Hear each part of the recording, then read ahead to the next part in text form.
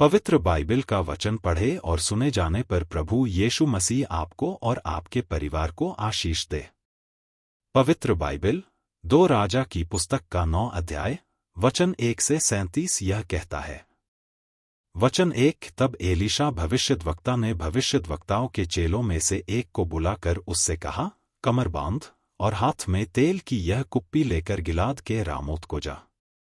वचन 2 और वहां पहुंचकर येहू को जो यहोशापात का पुत्र और निमशी का पोता है ढूंढ लेना, तब भीतर जा उसकी खड़ा कराकर उसके भाइयों से अलग एक भीतरी कोठरी में ले जाना।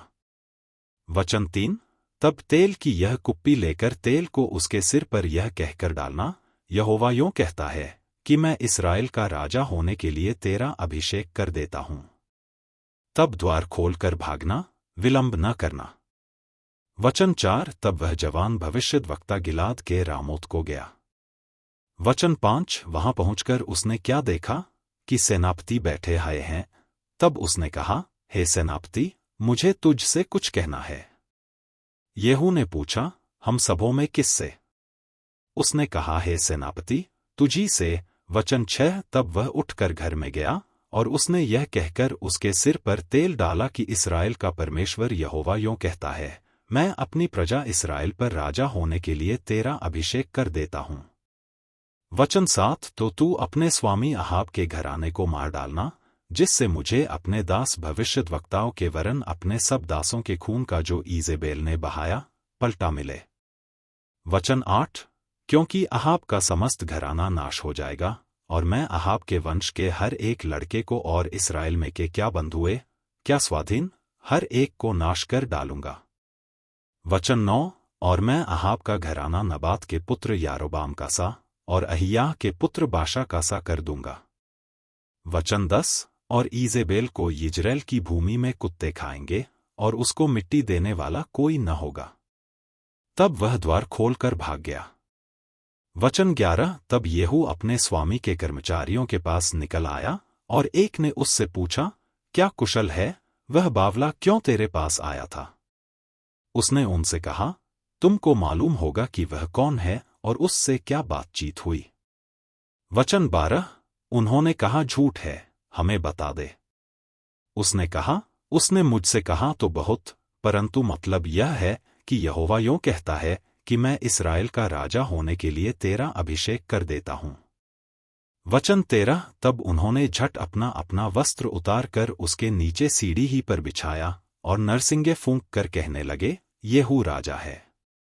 वचन 14 यों येहू जो निमशी का पोता और यहोशापात का पुत्र था, उसने योराम से राजद्रोह की गोष्ठी की। योराम तो सब इस्राएल समेत अराम के राजा हजाएल के करान गिलाद के रामोत की रक्षा कर रहा था। वचन 15 परंतु राजा योराम आप अपने घाव का जो अराम के राजा हजाएल से युद्ध करने के समय उसको अरामियों से लगे थे, उनका इलाज कराने के लिए यिज्रेल को लौट गया था। तब येहू ने कहा, यदि तुम्हारा ऐसा मन हो तो इस नगर में से कोई निकलकर यिज्रेल में सुनाने को न जाने पाए। वचन 16 तब येहू रथ पर चढ़कर यिज्रेल को चला जहां योराम पड़ा हुआ था और यहूदा का राजा अहज्याह योराम के देखने को वहां आया था। वचन 17 यिज्रेल के गुम्मट पर जो पहरुआ खड़ा था, उसने येहू के संग आते हुए दल को देखकर कहा, मुझे एक दल दिखता है। योराम ने कहा, एक सवार को बुलाकर उन लोगों से मिलने को भेज और वह उनसे पूछे, क्या कुशल है? वचन 18 तब एक सवार उससे मिलने को गया और उससे कहा, राजा पूछता है, क्या कुशल है? येहू ने कहा, कुशल से तेरा क्या काम? हटकर मेरे पीछे चल। तब पहरुए ने कहा, वह दूत उनके पास पहुंचा तो था, परंतु लौटकर नहीं आया। वचन 19 तब उसने दूसरा सवार भेजा और उसने उनके पास पहुंचकर कहा, राजा पूछता है, क्या कुशल है? येहू ने कहा, कुशल से तेरा क्या काम? हटकर मेरे पीछे चल। वचन 20 तब पहरुए ने कहा, वह भी उनके पास पहुंचा तो था, परंतु लौटकर नहीं आया। हाकना निमशी के पोते येहू का सा है, वह तो बौढ़े की नाई हाँकता है। वचन 21 योराम ने कहा, मेरा रथ जुतवा। जब उसका रथ जुत गया तब इसराइल का राजा योराम और यहूदा का राजा अहज्याह दोनों अपने अपने रथ पर चढ़कर निकल गए और येहू से मिलने को बाहर जाकर यिज्रेल नाबोत की भूमि में उससे भेंट की। वचन 22। येहू को देखते ही योराम ने पूछा, हे येहू, क्या कुशल है? येहू ने उत्तर दिया, जब तक तेरी माता ईजेबेल छिनालपन और टोना करती रहे तब तक कुशल कहाँ। वचन 23। तब योराम रास फेर के और अहज्याह से यह कहकर कि हे अहज्याह, विश्वासघात है, भाग चल। वचन 24। तब येहू ने धनुष को कान तक खींचकर योराम के पखौड़ों के बीच ऐसा तीर मारा कि वह उसका हृदय फोड़कर निकल गया और वह अपने रथ में झुककर गिर पड़ा। वचन 25। तब येहू ने बिदकर नाम अपने एक सरदार से कहा, उसे उठाकर यिज्रेली नाबोत की भूमि में फेंक दे। स्मरण तो कर कि जब मैं और तू, हम दोनों एक संग सवार होकर उसके पिता अहाब के पीछे पीछे चल रहे थे, तब यहोवा ने उससे यह भरी वचन कहवाया था कि यहोवा की यह वाणी है। वचन 26। कि नाबोत और उसके पुत्रों का जो खून हुआ उसे मैंने देखा है, और यहोवा की यह वाणी है कि मैं उसी भूमि में तुझे बदला दूंगा। तो अब यहोवा के उस वचन के अनुसार इसे उठाकर उसी भूमि में फेंक दे। वचन 27। यह देखकर यहूदा का राजा अहज्याह बारी के भवन के मार्ग से भाग चला, और येहू ने उसका पीछा करके कहा, उसे भी रथ ही पर मारो। तो वह भी यिब्लाम के पास की गूर की चढ़ाई पर मारा गया और मगिद्दो तक भागकर मर गया। वचन 28। तब उसके कर्मचारियों ने उसे रथ पर यरूशलेम को पहुंचाकर दाऊदपुर में उसके पुरखाओं के बीच मिट्टी दी। वचन 29।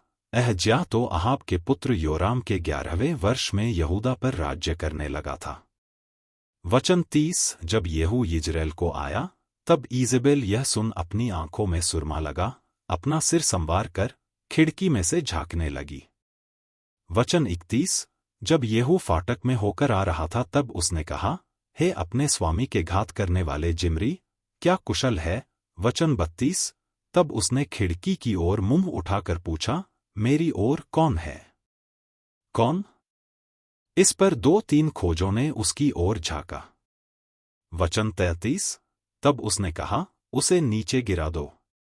सो उन्होंने उसको नीचे गिरा दिया, और उसके लोहू के कुछ छींटे भीत पर और कुछ घोड़ों पर पड़े, और उन्होंने उसको पाँव से लताड़ दिया।